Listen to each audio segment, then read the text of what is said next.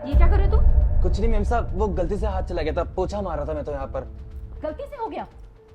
बेवकूफ समझा क्या मुझे कि तूने मुझे जानबूझ के छुआ था या अनजाने में छुआ था? मुझे पता नहीं चल रहा क्या इस बात का? मैडम आप खामखा गुस्सा कर रही हैं, मैं सच बोल रहा हूँ, मैं बस पोछा ही लगा रहा था, वो गलती से हाथ लग गया। अगर तेरी इस हरकत के बारे में तेरे साहब को बता दिया ना मैंने, तो तुझे उठाकर बाहर फेंक देंगे। अरे मैम साहब आप कैसी बातें कर रहे हैं, साहब तक क्यों जा रही हैं? मैं बताया ना, आपको शायद गलतफहमी हुई है, मैं सच में पोछा ही लगा रहा था। तनी आप क्या क्या सोचने लग जाती हैं एकदम से। बिल्कुल सही सोच रही हूँ मैं। दो कोड़ी के नौकर, तेरी इतनी औकात कि तू मुझे टच करे? अरे मैडम ऐसा मत बोलिए, देखिए आपकी ये बातें सुनकर ना मुझे भी अच्छा नहीं लग रहा है। आपसे एक बात बोलूं मैं? हाँ बोल, क्या है? मैम साहब मैं ना आपसे ना प्यार करता हूँ। क्या बोल रहा है तू? भूल गया है क्या मैं तेरी मालकिन हूँ? दो कोड़ी के नौकर, तेरी औकात है मुझसे प्यार करने की? देखिए मैम साहब आप ना मुझसे ऐसे बात नहीं कर सकती। माना आप सुंदर है तो माना आप मुझसे ऐसे बात करेंगी? देखिए मैम साहब आपको एक बात बोलूं, जिस दिन मेरा यहाँ पर पहला दिन था ना, मैंने आपको देखा और मैं देखता ही रह गया, मैं आपका दीवाना हो गया।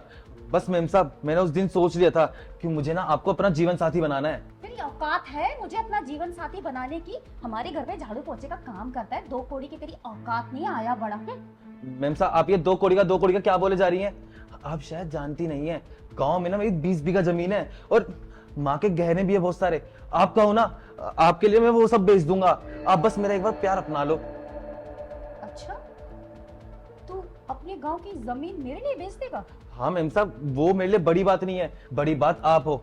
आप एक बार मेरी हो गई ना, बाकी सब चीजें ना फीकी है, बस मैं आपके साथ रहना चाहता हूँ। अच्छा, मतलब तू अपने गांव की जमीन, अपनी माँ के जेवर सब मेरे लिए बेच देगा? हाँ मैम साहब बताया तो आपको, आप बस मेरा एक बार प्यार अपना लो। देखिए साहब आपको प्यार करते भी नहीं है, दो तो तीन तीन दिन तक घर से बाहर रहते हैं और घर में बस मैं ही रहता हूँ। और देखो अब पूरे टाइम मैं आपको देखता रहता हूँ, अब मैं पागल तो होऊंगा ना आपके प्यार में। मैडम देखिए मेरा प्यार अपना लो, साहब से ज्यादा खुश रखूंगा मैं आपको और यहाँ से दूर चले जाएंगे हम दोनों। तू तो मेरा दीवाना हो गया। हाँ मैम साहब मैं तो पागल हो गया हूँ, बस मैं तो डर रहा था आपसे ये बातें बताने में, लेकिन मुझे अब ऐसा लग रहा है कि आप भी शायद मुझसे प्यार करती हैं। चल ठीक है, मैं तैयार हूँ। अच्छा सुन, वो घर का ना लेकिन अभी सारा काम पड़ा हुआ है ना, तो तू एक काम कर, तू ना काम निपटा ले और मुझे भी ना एक दो मेल करने हैं, तो मैं भी वो काम निपटा लेती हूँ और फिर 4 बजे तुम मेरे रूम में आ जाना। तुम्हारे साहब तो 8 बजे आते हैं, तुम्हें तो पता है ना। अरे वाह, मतलब आपने मेरी बातें मान ली, मतलब आपने मेरा प्यार स्वीकार कर लिया। हाँ। अरे मैं तो कब से सोच रहा था कि मेम साहब को मैं कैसे बोलूं, अपना प्यार कैसे इजहार करूं। मेम साहब आपने ना मेरे ऊपर ना बहुत बड़ा उपकार करा है, धन्यवाद। 4 बजे आपके रूम में मिलूं, कोई दिक्कत तो नहीं होगी ना? कोई दिक्कत नहीं होगी मेरी जान। सुनो, जी मेम साहब। 4 बजे, ठीक 4 बजे ठीक है मेम साहब। रूम में आ जा।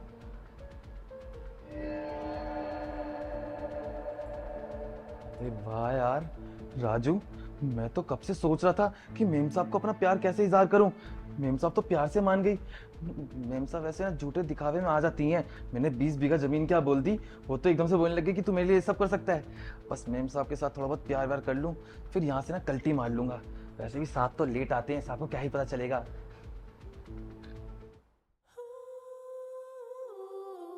Oh baby, oh baby, yeah. आ गए तुम? जी मेम साहब। टाइम के बहुत पाबंद हो तुम। मेम साहब क्या करता, मुझसे रहा ही नहीं जा रहा था, तो सोचा 15 मिनट पहले ही चलता हूँ। तो इतना दूर क्यों खड़े हो? पास आओ मेरे। जी मेम साहब।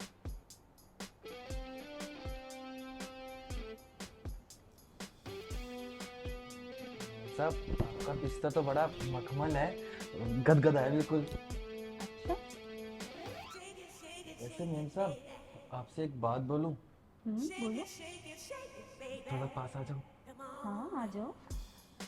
मेम साहब जब साहब आपको छूते हैं ना, मुझे बिल्कुल पसंद नहीं आता। एक तो मैं आपसे इतना प्यार करता हूँ और वो आपको इस कदर छूते हैं, मेरे दिल में ना आग लग जाती है। अच्छा, अब से नहीं छूए। मेम साहब करें क्या? हाँ, जल्दी किस बात की है? वो कहते हैं ना कि सब्र का फल मीठा होता है। मेम साहब अब कितना सब्र करूं, सब्र करते करते ना अब बहुत वक्त बीत गया, अब मुझसे रहा नहीं जाता। अब आप मेरे इतना करीब बैठी हुई हैं, अब मैं क्या करूं? मन तो कर रहा है कि आपको गले लगा लूं।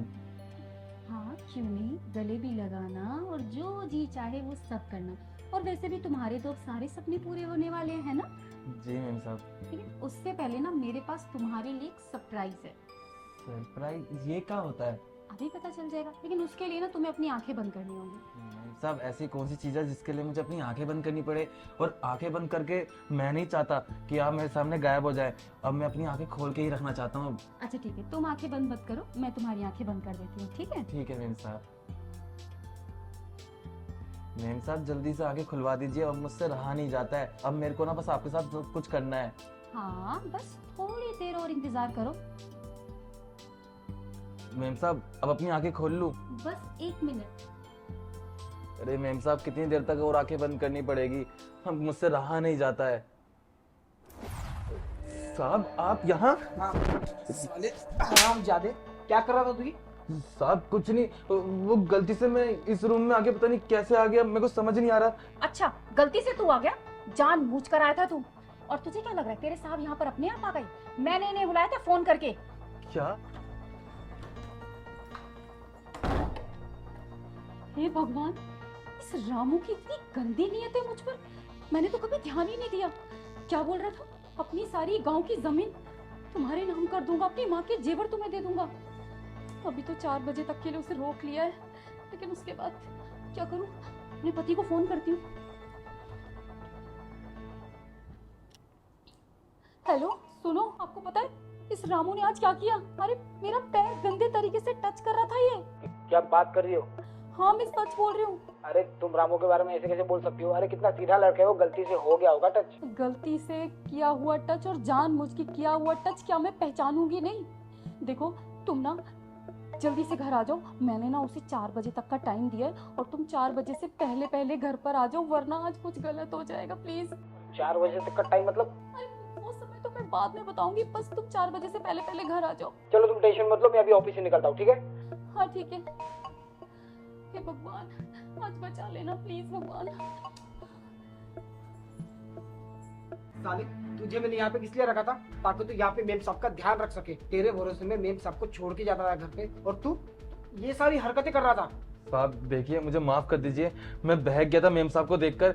मैंने बहुत अपने आप को कोशिश करी कि अपने आप को मना लूं, ना करूं ये सब हरकतें। मैं क्या करता? देखिए ना अपनी बीवी को, वो अकेली रहती है घर में और आप 2-2 3-3 दिन के लिए घर से बाहर चले जाते हैं। तो जो आप प्यार अपनी बीवी को नहीं दे पाए, मैंने सोचा कि वो प्यार मेम साहब को मैं दे दूं। साले बकवास बंद कर। ये शर्म नहीं आ रही है? ये सब बोलते हुए शर्म नहीं आ रही है? हाँ? तेरे पिताजी कितनी मिन्नतें कर रहे थे मुझे कि मेरे लड़के को काम पे रख लो, काम पे रख लो, बहुत सीधा लड़का है। अब बताओ तेरे पिताजी को कि तू कितना सीधा है। नहीं साहब, अगर आपने पिताजी को ये बातें बता दी तो पिताजी तो मेरे को जान से मार देंगे। और आप तो जानते ही हैं मेरी बीवी भी है और बच्चे भी हैं। देखिए साहब मैं बहक गया था, गलती होगी मुझसे। अगर ये बात मेरे घर तक पहुंचेगी, मेरी बीवी तो मुझे तलाक दे देगी और मेरे बच्चे मेरे से दूर चले जाएंगे, और मैं ये नहीं चाहता साहब। तो अच्छा है ना कि तेरी बीवी तुझे तलाक दे दे। ऐसे दरिंदे के साथ तो रहना ही नहीं चाहिए। मैं आपसे कहती थी ना कि ये गरीब लोगों पे ना तरस नहीं खाना चाहिए, लेकिन आप तो नरम दिल के इंसान हो। हर गरीब इंसान को देख के सोचते हो कि नहीं बेचारा बहुत मासूम है, बहुत शरीफ है। इस पे भी आपने तरस खाया था ना। काम धंधा नहीं था इसके पास, आपने इसे काम दिया, घर दिया, खाना दिया, सब कुछ दिया, और इसने क्या किया? आपकी बीवी पर ही गंदी नजर रखी। छी, मुझे तो शर्म आ रही है इस इंसान पे कि हमारे घर में इतने टाइम से नौकर का काम कर रहा है, वो भी मुझ पर गंदी नजर रखे। मुझे क्या पता था कि इसके भोले शक्ल के पीछे इतना दरिंदा इंसान छुपा हुआ है।